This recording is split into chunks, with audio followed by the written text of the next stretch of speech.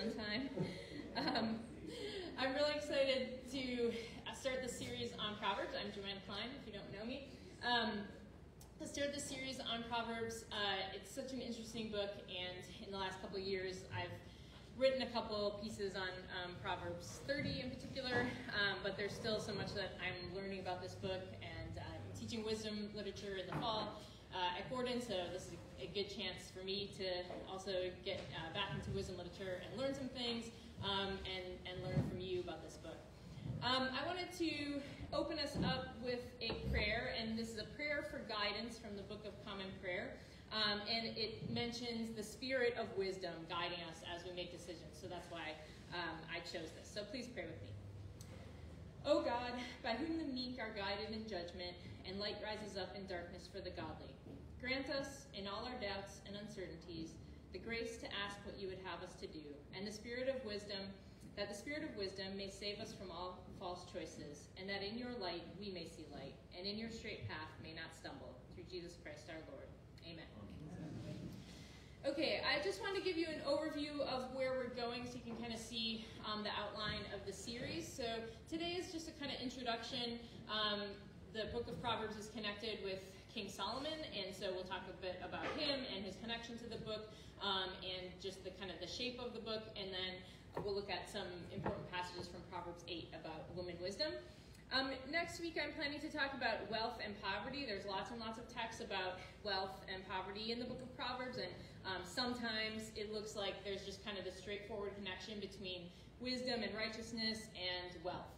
But that's also kind of complicated in the book as well. And so I wanted to use this theme to kind of explore, how do we understand the truth of Proverbs? Are they always true? How do we navigate just understanding this genre and what it has to say about wealth and poverty? Then the next one is Proverbs and ancient Near Eastern wisdom. There's lots of connections between Proverbs and somewhat Mesopotamian literature, but even more Egyptian wisdom literature, and so we'll take a look at some of those texts. March 30 is humor and humility. You might not think there's any humor in the book of Proverbs, but I'll try to convince you otherwise. This was one of my projects in relation to Proverbs 30, which I think uses humor to kind of take down the proud and encourage humility. So, but you can find it in other places in the book of Proverbs as well. And then finally, women in wisdom. We'll be introduced to this theme today because there's an important figure in the first part of the book of Proverbs, woman wisdom, and there's also some bad women in the beginning of Proverbs, and then there's the famous Proverbs 31, wife of noble character, that we'll especially focus on April 6th for that last week. If you have questions as we go along, or things that you've wondered about the book of Proverbs, or thoughts that you have, I would love to hear those. So grab me after this, or in coffee hour, or you can email me, and I would love to address those if I can in my talk, or just with you personally. So definitely be in touch if you have things that you especially want to address. All right, and just a kind of a word about the focus of this series. If you were at the excellent last 6 weeks, I guess, my colleague Jason Myers was talking about the kind of cultural and social world of the New Testament, and it was so cool, such a cool series. In this series, even though we'll do some historical cultural background, that's the kind of things he was focusing on, this series will focus more on the text itself. So in my classes, sometimes we talk about the world behind the text, the world of the text, and the world in front of the text. And the world behind the text is cultural background, social, cultural things. That's what Jason's series focused on. The world of the text is really looking at the literature of the text, the structure, poetic devices, the forms, genres, things like that. And what does the text say when we just read it closely? That's really what we'll focus on here.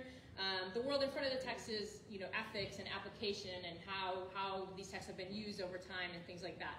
So you can't really separate those things, and we'll deal a bit with all of them. But just to kind of show you, our main orientation is going to be looking closely at the text, the world of the text, and what the text has to say. But to start out, I have a more of a world in front of the text question that I want to think about, especially given that it's Lent, and this series is a Lenten series on Proverbs, and many of you may be doing practices for Lent. But I just wanted to think about, as we look at this book and think about wisdom, what does wisdom look like? Really just day to day in my life, in your life. What does it mean to be wise? What does it mean to behave wisely, to speak wisely? And, you know, what are examples of wisdom we can see around us in people or in literature? Where do we see wisdom? What can we imitate from those sources of wisdom that we see around us? And what would it really look like for us to be wise in our everyday life? And I hope that this book of Proverbs will give us just some avenues to think through that for each of you and for all of us together.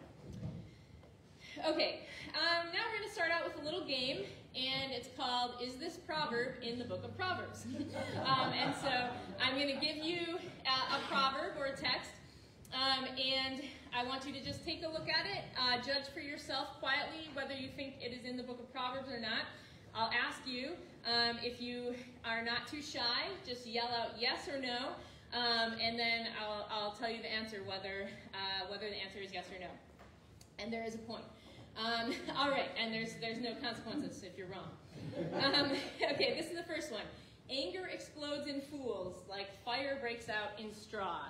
So just take a minute, second, and think, is it in the book of Proverbs? All right, now tell me, yes or no? Yes. No. All right, we got mostly yes, and we got a no. Dean is right. No, it's not. It sounds it sounds very much like something that's in the book of Proverbs. Definitely, the foolishness is a huge theme, and the figure of the fool is a huge theme. Anger can be a theme in the book of Proverbs. The form of this, these two lines together, is very much like the book of Proverbs. And imagery like this, comparisons, it's very similar to the book of Proverbs, but this is actually from the ancient Egyptian instruction of Amenemope, which has very close literary ties with the book of Proverbs, and we'll talk about that in a couple weeks. So what we see in the book of Proverbs isn't really isolated when you look at the ancient world. You have other things that look very similar. Okay, next one. Do not give dogs what is sacred. Do not throw your pearls to pigs. Okay, so let's hear a few more votes this time. Is it in the book of Proverbs, yes or no? Yes. Yes. No. All right, Dean is really killing it. It is in the Bible, but actually it's Jesus. Jesus said this. This is in the Sermon on the Mount. It's where we give that saying, pearls before swine. I don't really know what that means. I don't really know what this means exactly. But it is interesting. We do get proverb-like things in other parts of the Bible, including from Jesus. And sometimes Jesus has been understood as a wisdom teacher or a sage. Some people have seen Jesus in those terms. So it's not in the book of Proverbs. It is in the Bible. All right? If anyone loudly blesses their neighbor early in the morning, it will be taken as a curse. Yes. Anyone else? Yes. No. We're waiting for Dino. Okay. Yes, this is in the book of Proverbs. I put this one in because it's just absolutely one of my favorite proverbs. I quote it to my kids when they're being too energetic in the morning. It's not really like it's just kind of funny. It's not like a moral issue, but it's like morning people when they're so energetic, it's annoying, right? So, and it's just one of those things that shows, like, okay, for all our cultural and time difference across time, like, you just laugh at the ancient Israelites, being annoyed with their loud morning blesser guy. So this is just one that I love, but you might not expect that something like this is in the book of Proverbs. Okay, next one. A bribe is like a magic stone in the eyes of one who gives it. Wherever he turns, he prospers. So, is it in the book of Proverbs, yes or no? No. Yes. All right, so we got some no's and some yeses. Yes, it is. Dean and Jane were also asking me if the coffee cake was a bribe. So it's a Proverbs theme.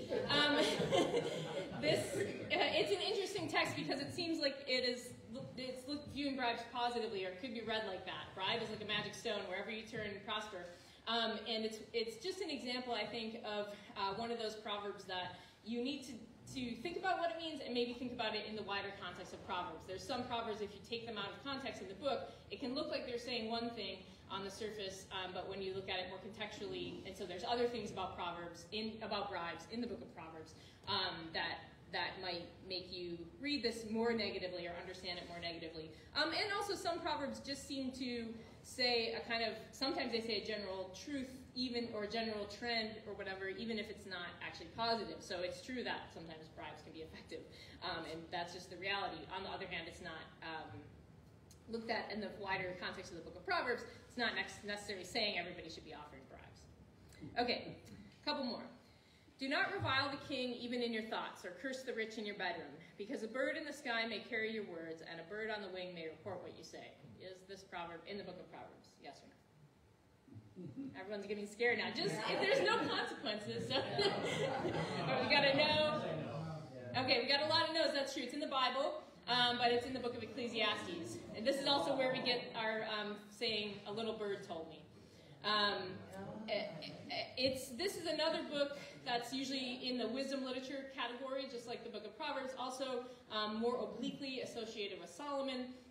And so one of the points here is that we do get proverb-like sayings in other books, especially Ecclesiastes, also the book of Job. You see things that are similar. This could have been in the book of Proverbs, but it's in the book of Ecclesiastes. All right. God helps those who help themselves. Is this in the book of Proverbs? No. This is one of those things that a lot of people think is in the Bible, but it's not in the Bible, and probably not really biblical either. But I didn't realize this, that there are similar sayings in ancient texts, in Greek texts from the 5th century, and in one of Aesop's fables. And it's just something people say today when they're trying to, advocate, kind of pull yourself up by your bootstraps. But it's not in Proverbs, and it's not in the Bible. Just sometimes people think it is. All right, this is the last one. Pride goes before destruction, a haughty spirit before a fall. Yeah. Yes, it is. This is just a classic proverb, also another one that we use, the saying pride before fall, that comes from the book of Proverbs. And pride is, the problem of pride is a huge theme in the book of Proverbs. So that's my little quiz. The point is that, there are some things that we think are in the book of Proverbs that might not be, some texts in Proverbs that might be surprised by, similarities between Proverbs and ancient Near Eastern literature, and also Proverbs isn't kind of just an isolated genre in the Bible. We have Proverbs and things like it in other Old Testament books, and also even on the lips of Jesus. So before I go on, and we'll talk kind of about, as I said, King Solomon, and a bit about the structure of the book before we look at a few texts. Are there any just comments right off the bat, your own experiences with Proverbs, or questions you have right away about the book? Yes, Bruce. This is not a question. It's just, could you slow down just a little bit for the hard of hearing? Thank you. Thank you for the reminder. Okay. Anything else? I'm just thinking of something like a stitch in time saves nine. There are proverbs even in English that I, at least for most of my life, maybe still, I've never understood what they mean. So it's like just that issue of, what's cultural about them, what's universal, like you said, the blessing your neighbor, what's the archaic language. Anyway, I'm just kind of throwing that out there. Yeah, it is interesting how things become part of our culture and the things we say, and then we don't even actually know what it means or what the origin is. And some of those could be true about the book of Proverbs too. Yes. The example, I think the first one you did when it was of an Egyptian origin, it doesn't mean it's not true. Right. But there's a lot of things in ancient Near Eastern wisdom that we could look at, and they're true, and that's one thing I want to think about when we look at the ancient Near Eastern text, because it actually seems like there may be a part of Proverbs that's actually dependent on that text. And so to think about, when we are looking for wisdom in the world today, what are the sources of wisdom? Can we only find wisdom in our tradition, or are there places outside of it that we can find wisdom? And that's I think a way to think through that is to look at some of these ancient Near Eastern texts. Because a lot of them we could say, that's true. Yeah. Joanna, is there any structure to this book? Yes. I mean, it has always seemed to be kind of like a grab bag. Even the Psalms have, like, intrinsically, each one of them has some structure, and because so many of them are by David, there's a tie to the story of David. Yeah. Is there anything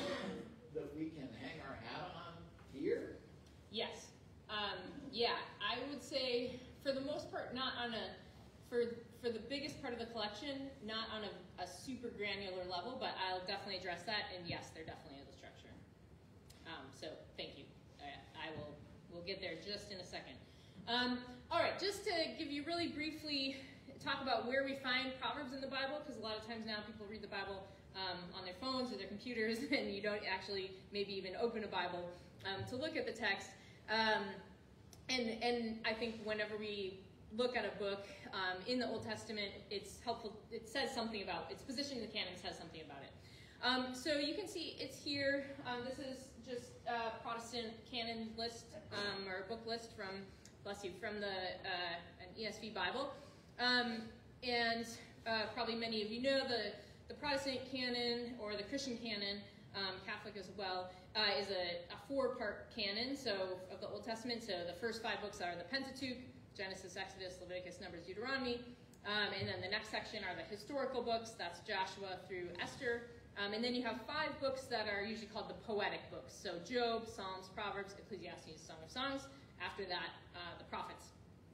Sometimes you also get the idea of wisdom literature here too. Psalms usually isn't designated wisdom literature, but Job, Proverbs, Ecclesiastes, sometimes Song of Songs, called wisdom literature.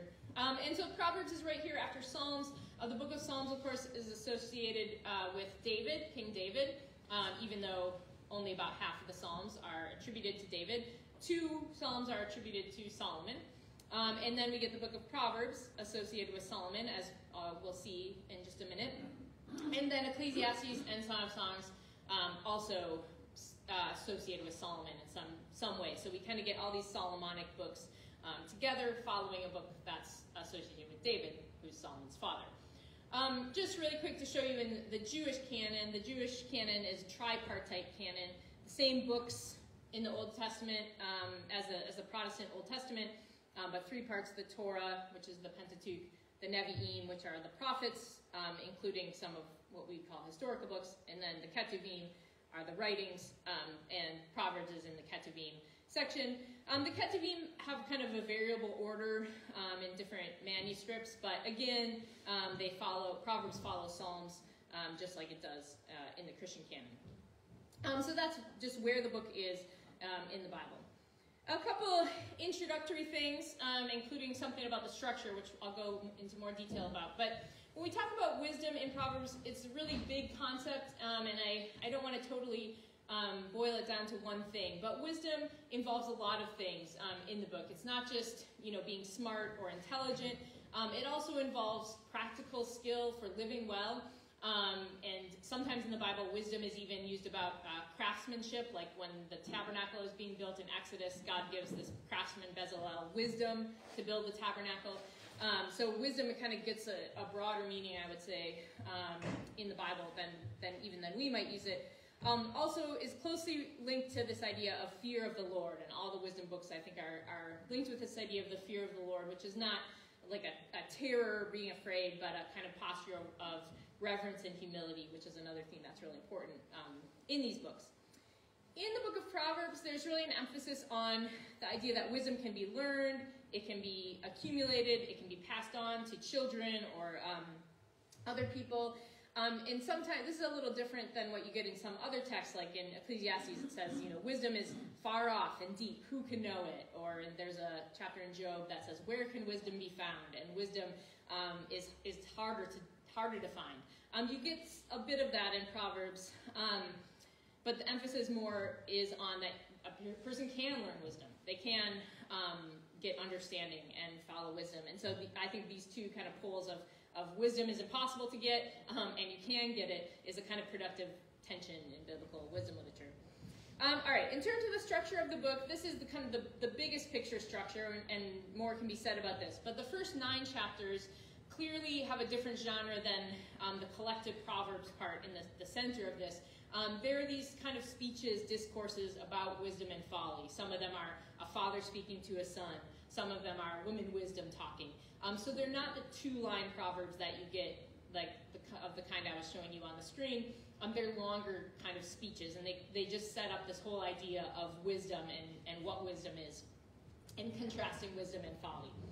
And then what we might think of as Proverbs is really in the central collection in the book, 10 to 29, what I call collected Proverbs.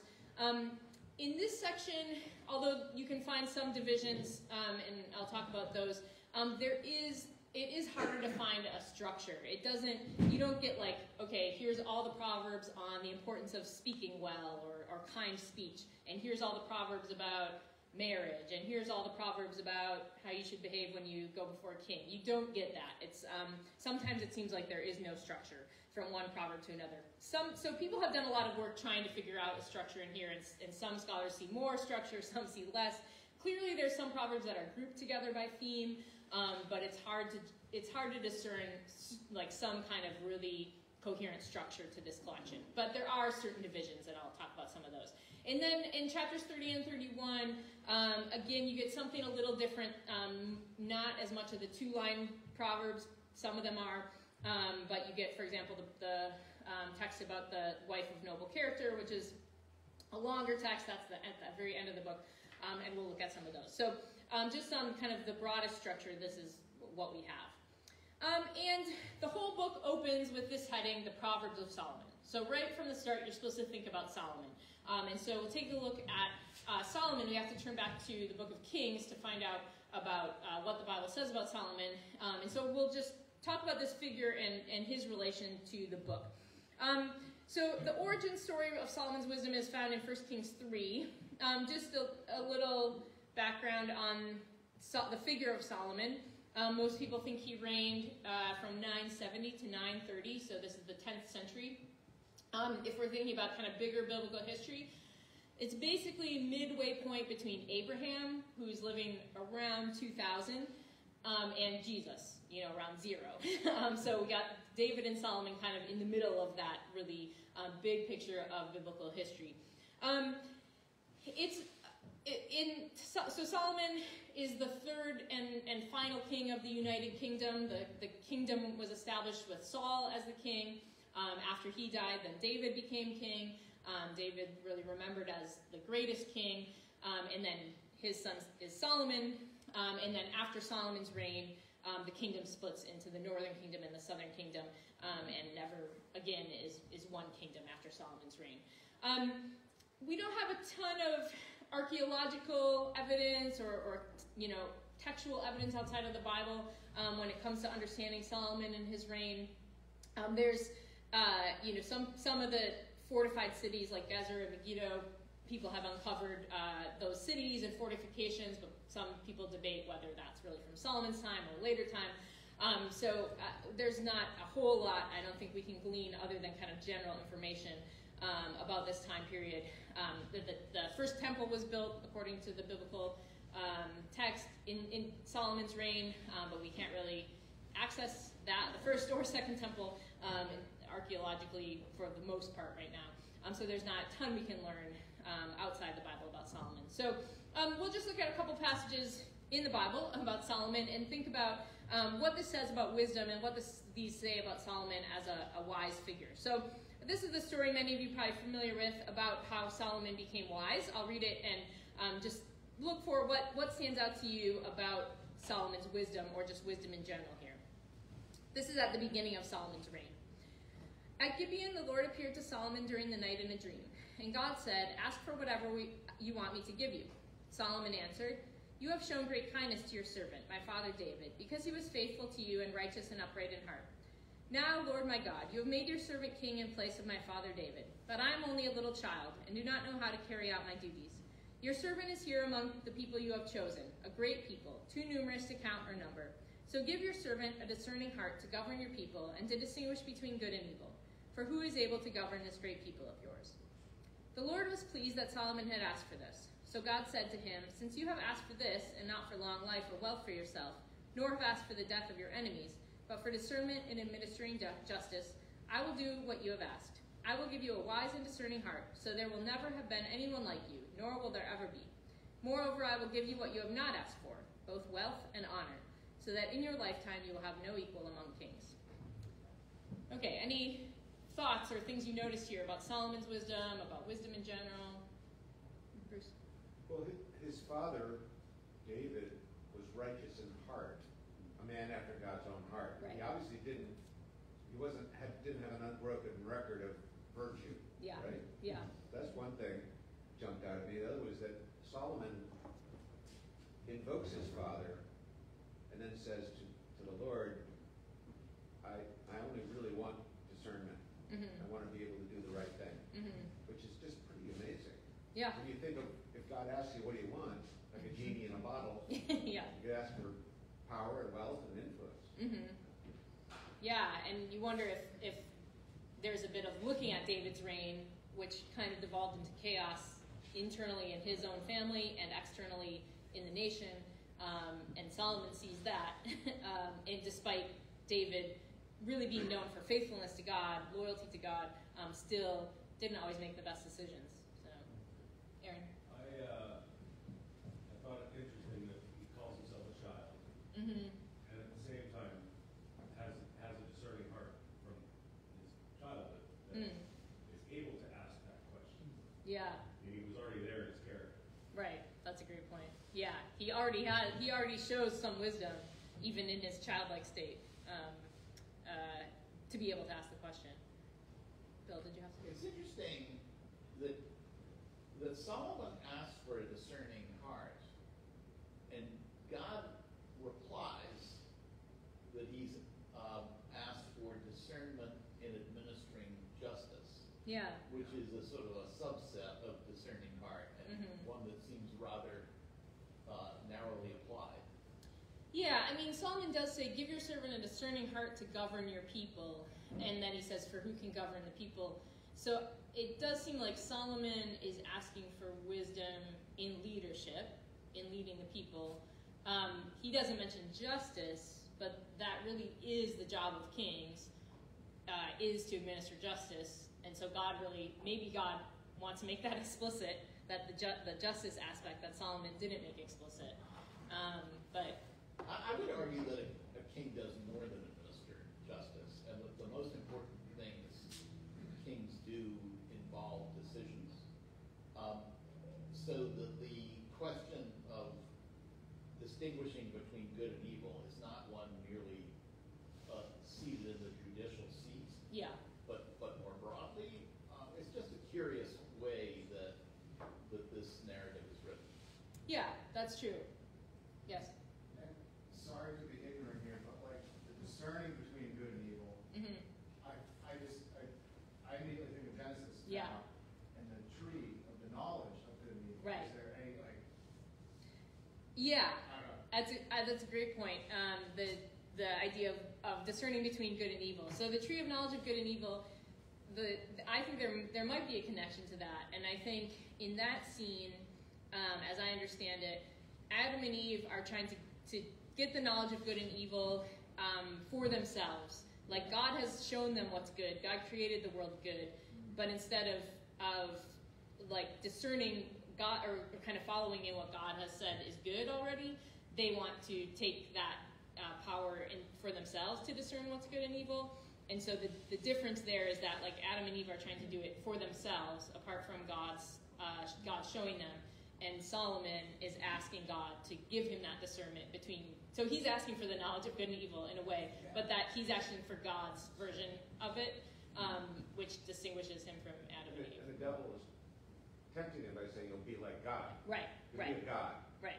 And so Solomon's putting himself in the right position, trying to be like God in a positive way, imitation rather than being his own God. Jonathan? Just notice saying that the word that's translated discern here is literally like listen or hear, which can mean obey in some cases too, but I wonder whether it's really interesting if he's saying, give me a listening heart. Seems like a very wise word. Yeah. But I can't quite tell, at least in the second case, whether it's like, give me a heart that can listen to legal cases that are brought to me. So I'm not sure whether he's just asking in general for a listening heart, or he's asking specifically, kind of like Bill was saying, in this more narrow sense, Right. to like hear legal cases. But anyway. It's interesting in terms of the administration of justice that what follows this and what's the first case that demonstrates Solomon's wisdom is when he is sitting in a position of justice as a judge, and the two prostitutes come to him fighting over the baby, and he says, cut the baby in half. And then the one whose true mother says, no, give the baby. And so his wisdom is seen in a situation of like a courtroom justice kind of thing. But then as the story goes on, there's a lot more examples of his justice in different, his wisdom in different areas. And the next passage will show some of these. So this is another, pretty soon after this, a kind of picture of Solomon and his wisdom. It says, God gave Solomon wisdom and very great insight and a breadth of understanding as measureless as the sand on the seashore. Solomon's wisdom was greater than the wisdom of all the people of the East and greater than all the wisdom of Egypt. These are two places which are known for wisdom and also interesting when we think about maybe the influence of some Eastern and Egyptian texts on the book of Proverbs. He spoke 3,000 proverbs, which is much more than we have in the book of Proverbs. And his songs numbered 1,005. He spoke about plant life from the cedar of Lebanon to the hyssop that grows out of the walls. He also spoke about animals and birds, reptiles and fish. From all the nations, people came to listen to Solomon's wisdom, sent by all the kings of the world who had heard of his wisdom. So here, we do have, as you said, Bill, much bigger wisdom than just administration of justice. What do you notice about Solomon's wisdom in this passage?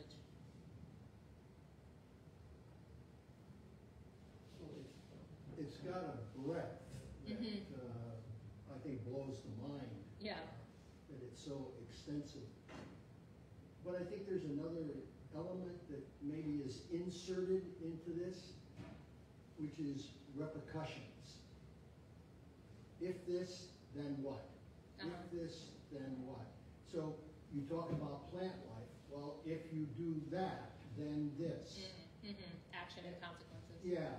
And so there is, at least as I see in the wisdom thing, you have a human that has an intention. They have an act that's performed. There are consequences of the act, and the wisdom embraces all of that. Yeah, that act, consequence, nexus is really important for Proverbs, and I think something especially we'll talk about next week. But I think, the plants and the animals, things like that, it's not always focused on when we think about Solomon's wisdom, but really interesting to me that it's what we might call science, but there's no real division in the ancient world between religion and science and all these different fields. Like Solomon, he's composing psalms, he's speaking proverbs, he's a judge administering justice, he's dividing his kingdom into administrative districts, and also he's giving lectures about hyssop and the reptiles and stuff. So it's just a big breadth of knowledge and some things that we wouldn't necessarily put in that category of wisdom, but in the biblical view it is. And there's actually a lot of animal and plant imagery in the book of Proverbs and all over the Bible, really. And a lot that can be observed in terms of animals, which we see in the book of Proverbs. So, of course, Solomon demonstrates wisdom in a lot of different areas, but then ultimately becomes this figure of folly, marrying hundreds, according to the biblical text, hundreds of wives and concubines from many different places, and really the heart of the problem with this, according to Kings, is that it leads his heart astray, and he worships other gods, which is something David never did. And so he ends up worshiping other gods, and because of this, the consequence, according to Kings, is that after his death, the kingdom divides. Although his son Rehoboam also has a very direct role in this, in not being wise and listening to bad advisors and stuff. So Rehoboam has his own kind of wisdom stuff going on. At any rate, Solomon is he's really the wisdom figure par excellence, and yet ends up kind of symbol of folly as well. And that's just something to kind of think about as we take a look at his connection to the book.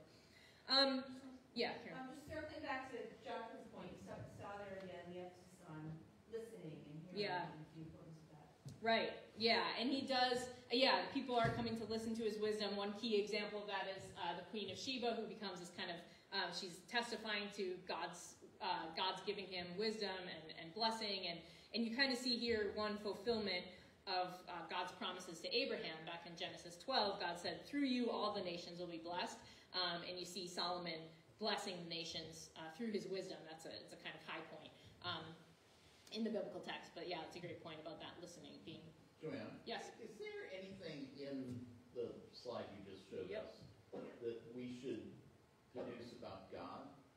In other words, Solomon would seem in his enthusiasm and curiosity to demonstrate a kind of human counterpart to God so loved the world. And in his expression of his wisdom, there would seem to be a great gift that he then throws away, and becomes this expression of folly. Yeah. Is there anything in the arc of his life that we should be deducing both about ourselves and at its height about God? Yeah, I mean, that's a big question. What should we deduce about ourselves and God from this picture of Solomon's wisdom and folly?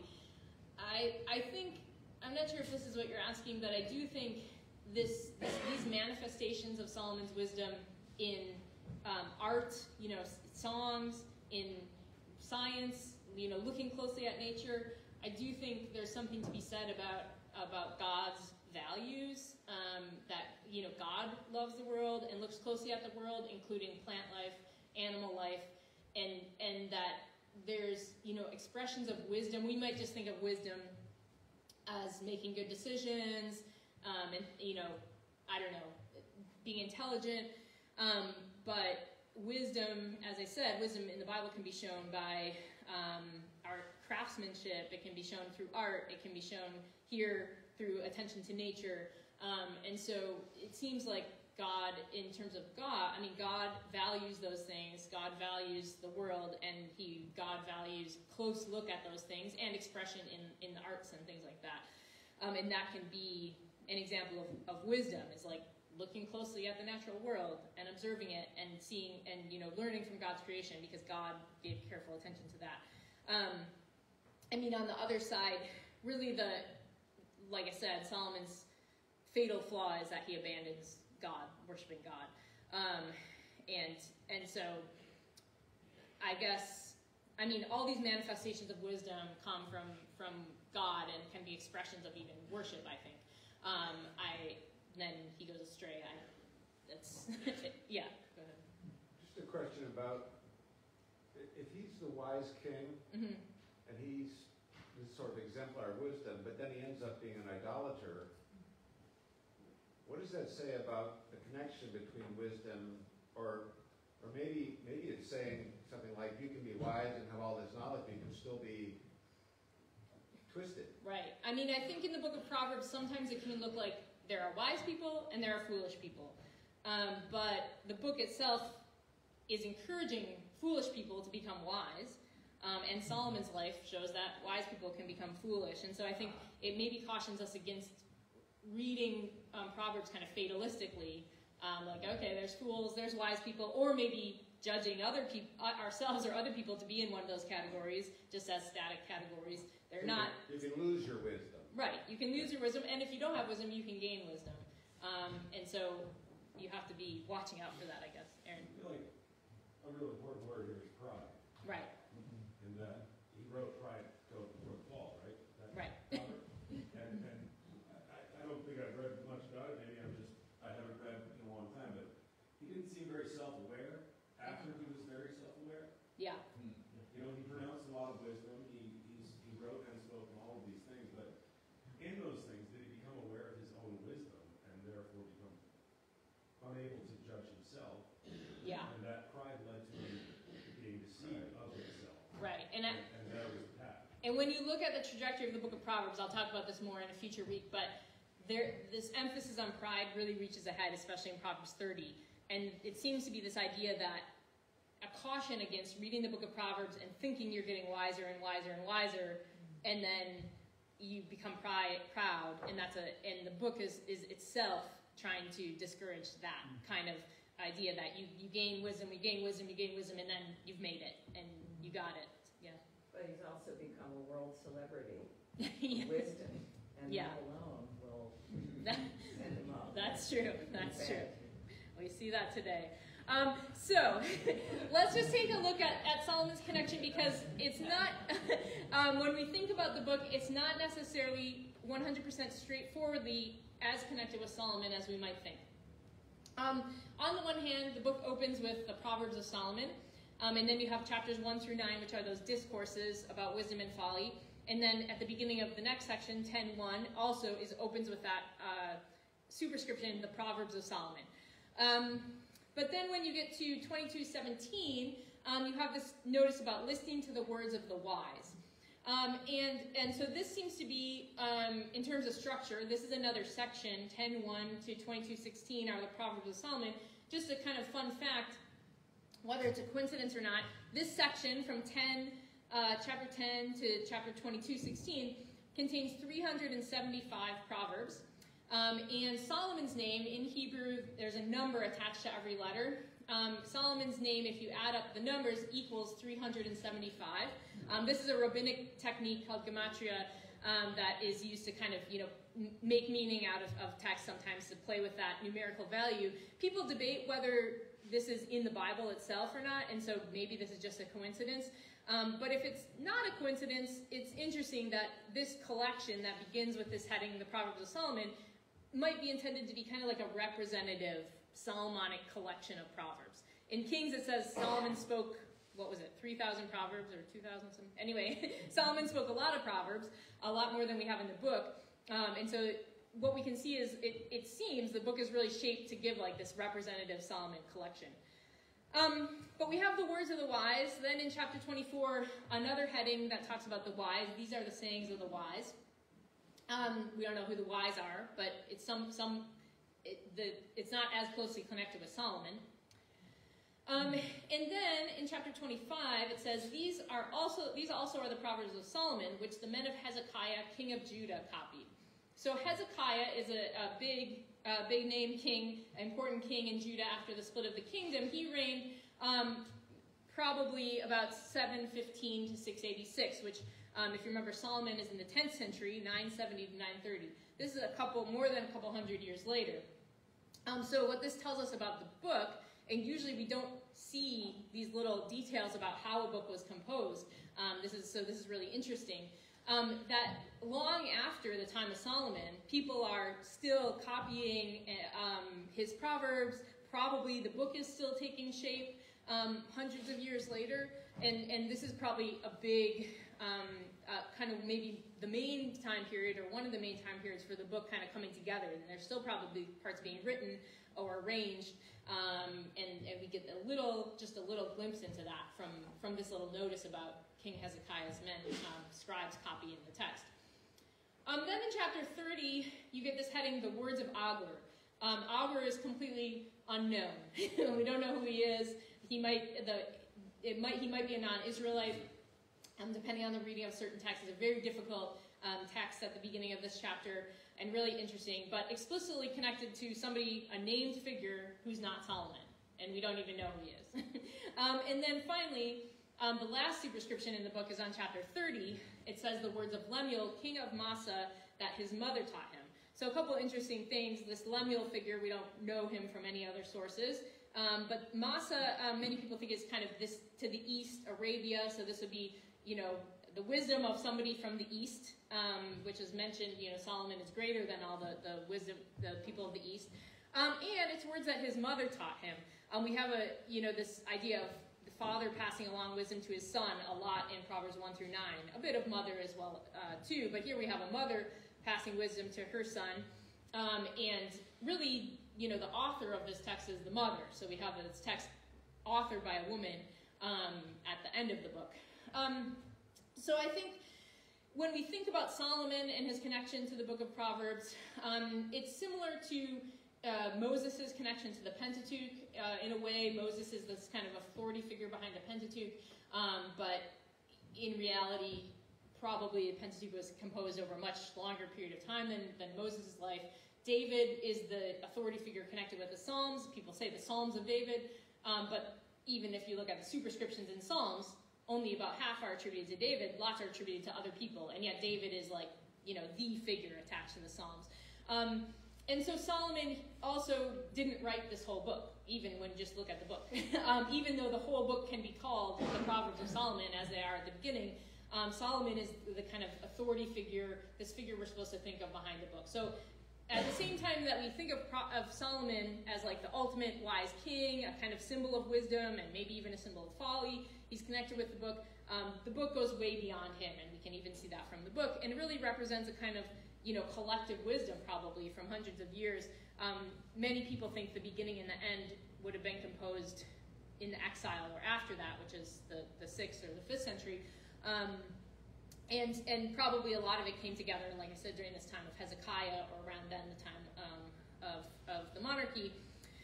And so Solomon, even though he's a really important figure, and much of the book might go back to him, it goes beyond him right from the start. So we don't need to I think we should be careful not to try to map on everything we see in the book to his life or his historical setting.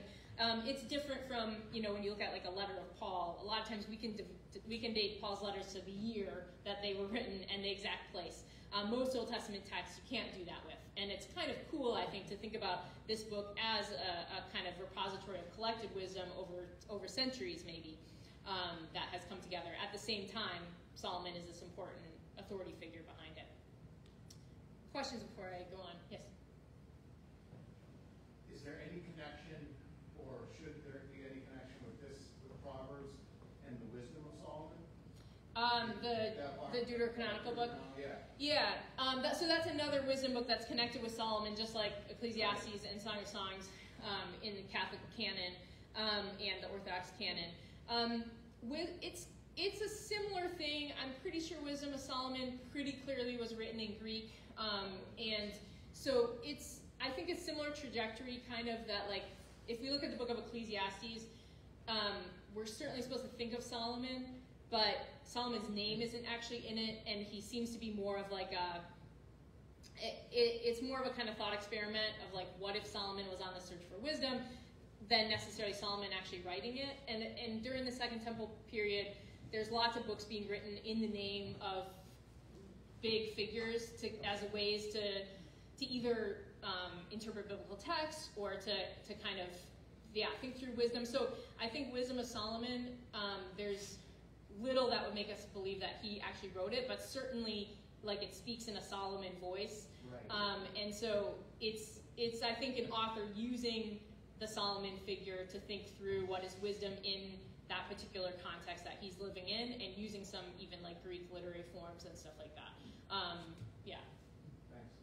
Is the practice of calling a whole people by one person's name, like Israel? Mm-hmm. That was Jacob. His name was Israel.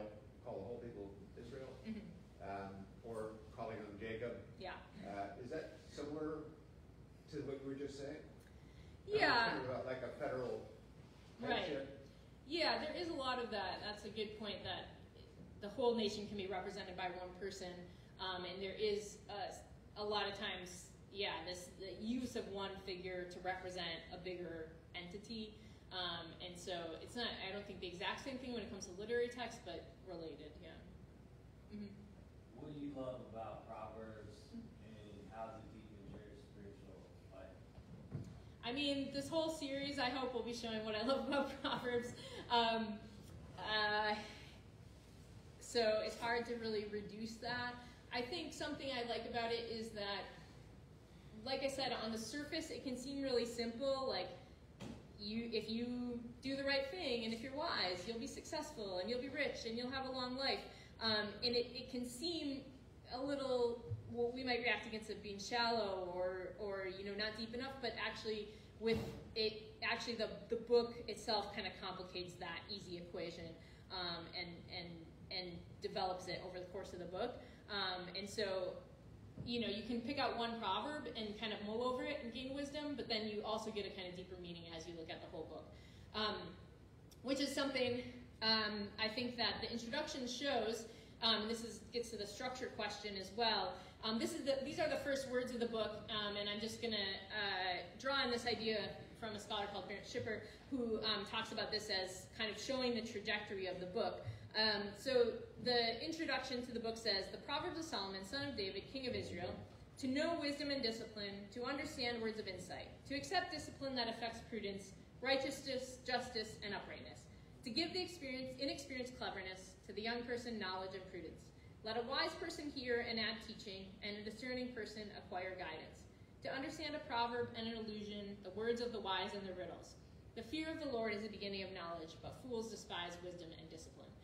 So how Schipper kind of maps this out is, he says, verse 1, obviously it's the superscription, kind of the title of the whole book.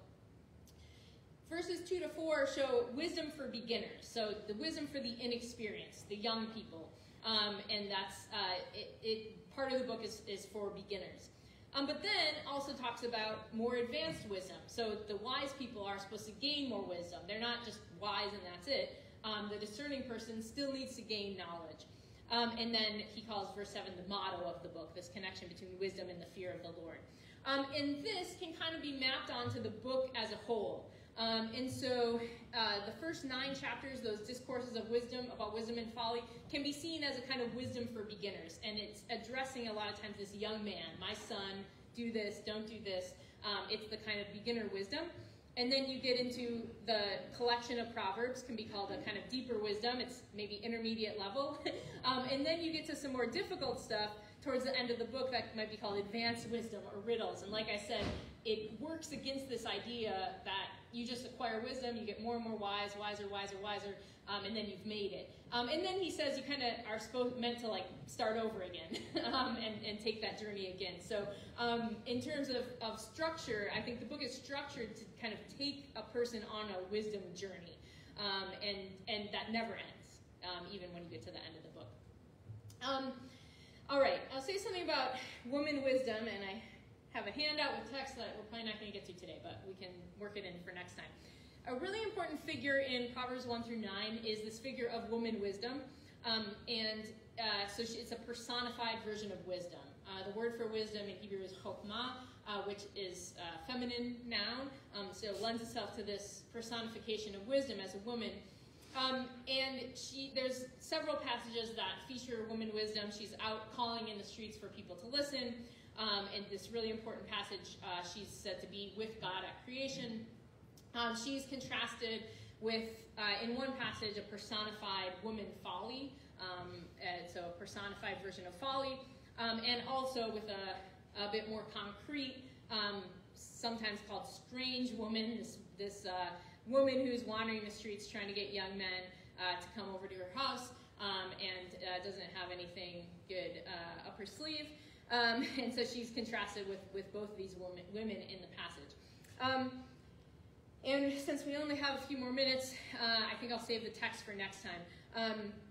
So if there's other questions or comments, I'm happy to take them now from anything that we talked about. Bruce? So if wisdom is personified by a woman, yeah, and at the end of the most advanced form of Proverbs is this woman of integrity, yeah, a good wife who can find that. Yeah. Why is it that the history of Israel and also the Christian church is so patriarchal? I mean, it just seems like crazy. Yeah, I mean, I think it is. Yeah, it does seem crazy. We can talk about this more when we get to the woman wisdom in my last talk about women and wisdom. I think, on the one hand, we sometimes might. I think ancient Israel is a patriarchal culture. That's definitely true. And households are arranged around the eldest man, and inheritance generally goes through the father, from fathers to sons. But we also can't necessarily map on our ideas of what that means to their culture. So it's patriarchal in certain respects. Was it always oppressive to women? Not necessarily in the same ways that we might think. And we have, and I think sometimes the biblical texts help correct against this idea. You do have this honoring of women, this ultimate example of wisdom concretely at the end of the book that we'll talk about, and then this woman wisdom. You have figures like Deborah, who is a judge. She's a judge. She's a military leader. In effect, she's a prophet. She's the only prophet named prophet, a judge who's a prophet in the book of Judges, and nobody's nobody, at least in the book, says like, well, what's she doing here? She's a woman. It's just not commented on, and it seems like, yes, it's true, it's a patriarchal culture, so most of the prophets, most of the leaders are men, and yet she does that too, and it's just, nobody's complaining about it. And so I think maybe there are times and places where patriarchy, the way that's manifested, might not be the ways that we think it is, or maybe we just can't map out all our ideas about what that means or what it means for women onto their culture, I think.